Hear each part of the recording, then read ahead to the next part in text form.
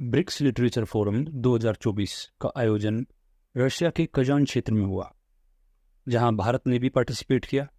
इस बार BRICS literature forum की थीम है world literature in the new reality, dialogue of traditions, national values and cultures. BRICS literature forum में भारत की तरफ से रिप्रेजेंटेटिव थे माधव कौशिक, डॉक्टर के श्रीनिवास राव।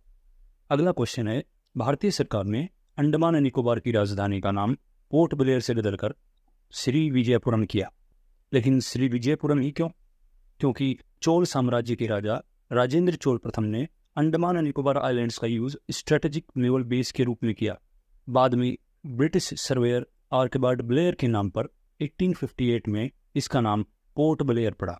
कुछ प्रदेशों ने भी अपने मुख्य शहरों के नाम बदले हैं, जैसे आंध्र प्रदेश ने राजमुद्री का नाम बदलकर राजमहेंद्रवरम किया, हरियाणा में गुड़गांव का नाम गुरुग्राम, उत्तर प्रदेश में इलाहाबाद का नाम प्रयागराज, छत्तीसगढ़ में न्यू रायपुर का नाम अटल नगर, मध्य प्रदेश के होशंगाबाद का नाम नर्मदापुरम और महाराष्ट्र के औरंगाबाद और ओस्मानाबाद का नाम छत्रपति संभाजीनगर और धारावी।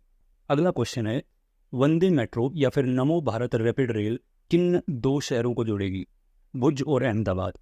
गुजरात के भुज और अहमदाबाद के बीच प्रधानमंत्री नरेंद्र मोदी ने नमो भारत रैपिड रेल का शुभारंभ किया। वंदे मेट्रो या फिर नमो भारत रैपिड रेल अहमदाबाद और भुज के बीच टोटल 360 किलोमीटर दूरी तय करेगी और स्पीड 110 किलोमीटर प्रति घंटा। अगला क्वेश्चन है, किस विदेशी यूनिवर्सिटी ने दिल्ली में एकेडमिक और रिसर्च पर्पस के लिए अपना केंद्र खोलने की घोषणा की है? तो वह है मेलबर्न यूनिवर्सिटी, ऑस्ट्रेलिया। ऑस्ट्रेलिया की कैपिटल है Canberra, currency Australian dollar. Australia quad का मेंबर भी है। क्वाड एक 4 देशों का ग्रुप है, ऑस्ट्रेलिया, यूएसए, भारत और जापान। ये चारों देश प्रतिबद्ध हैं इंडो पैसिफिक रीजन में सिक्योरिटी और इकोनॉमिक कोऑपरेशन को मेंटेन रखने के लिए। डेनमार्क की अमाली फुल्ज को हराकर बेल्जियम इंटरनेशनल बैडमिंटन टूर्नामेंट महिला खिताब किसने जीता? अनमोल खरब, भारत से। नेक्स्ट क्वेश्चन, आईसीसी इंटरनेशनल एम्पायरिंग के लिए पहली बार किस पाकिस्तानी महिला को नामांकित किया? सलीमा इम्तियाज। सलीमा इम्तियाज पाकिस्तान और साउथ अफ्रीका के बीच होने वाले वुमेन्स T20 मैच में एम्पायरिंग करेंगी। अगला प्रश्न, वित्त मंत्री निर्मला सीतारमण ने कौन सी योजना शुरू की है जो बच्चों को छोटी उम्र से ही बचत करने की सुविधा प्रदान करती है? एनपीएस वात्सल्य। 18 साल से कम उम्र के बच्चों के लिए उनके माता पिता प्रति माह कम से कम 1000 रुपये इस स्कीम में इन्वेस्ट कर सकते हैं। एनपीएस वात्सल्य स्कीम को रेगुलेट करने के लिए pension fund regulatory and development authority PFRDA और एक 12 डिजिट का अल्फा न्यूमेरिक प्राण नंबर जनरेट किया जाएगा।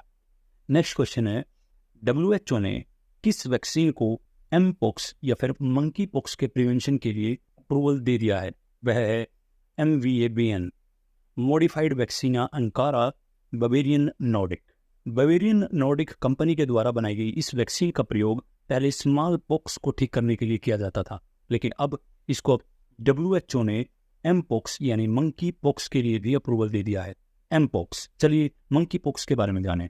मंकी पॉक्स वायरस पहली बार डेनमार्क में 1958 में एक बंदर के अंदर पाया गया। इसका पहला human case democratic Republic of Congo में 1970 में मिला। इसका ट्रांसमिशन इन्फेक्टेड इंडिविजुअल या फिर किसी जानवर से हो सकता है। अगला प्रश्न, 15 सितंबर को नेशनल इंजीनियर्स डे मनाया जाता है। इस बार उसकी थीम थी innovation for a sustainable future. National engineers day M Visvesvaraya की याद में मनाया जाता है। एम विश्वेश्वरैया या फिर मोक्षगुंडम विश्वेश्वरैया को 1955 में भारत रत्न से सम्मानित किया गया, जिन्हें फादर ऑफ इंडियन इंजीनियरिंग भी कहा जाता है। नेक्स्ट क्वेश्चन है, टाइम मैगजीन की वर्ल्ड बेस्ट कंपनीज 2024 की लिस्ट में किस भारतीय कंपनी को भारत ने नंबर 1 कंपनी बताया है? तो वह है HCL टेक। लेकिन यह कंपनी भारत की सर्वोत्तम कंपनी है। पूरे विश्व की सर्वोत्तम company world best companies 2024 list में टाइम मैगजीन ने एप्पल को बताया। चलिए HCL टेक के बारे में जानें। HCL टेक के CEO और MD हैं C Vijay Kumar. HCL take को फाउंड किया सी नाडार ने 1991 में, जिसका हेडक्वार्टर है नोएडा, और HCL की फुल फॉर्म है Hindustan computers limited. Next question है, भारत ने Indian international maritime dispute resolution centre कहाँ पर सेटअप किया? मुंबई।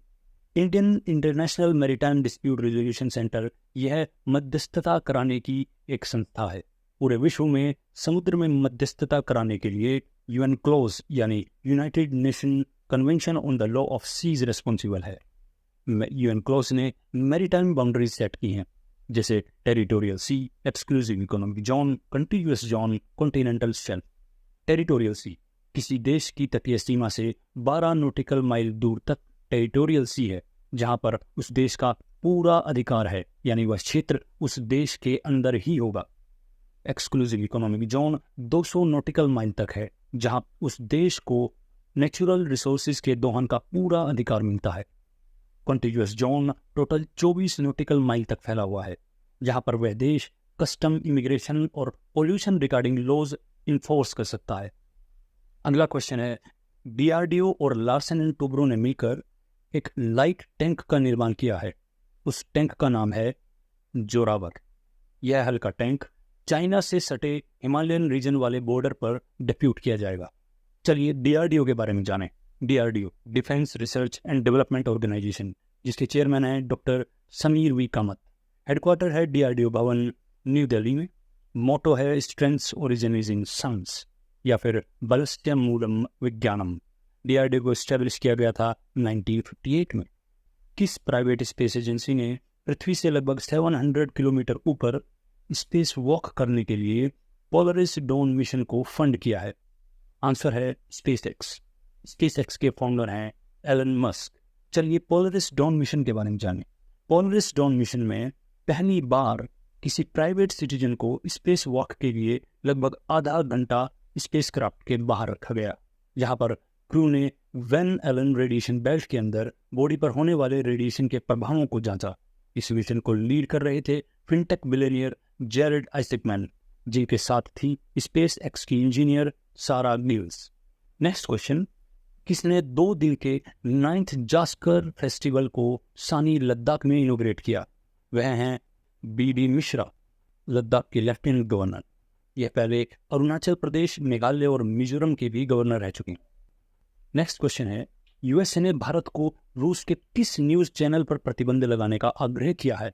वह है रशियन टीवी, या फिर शॉर्ट में RT।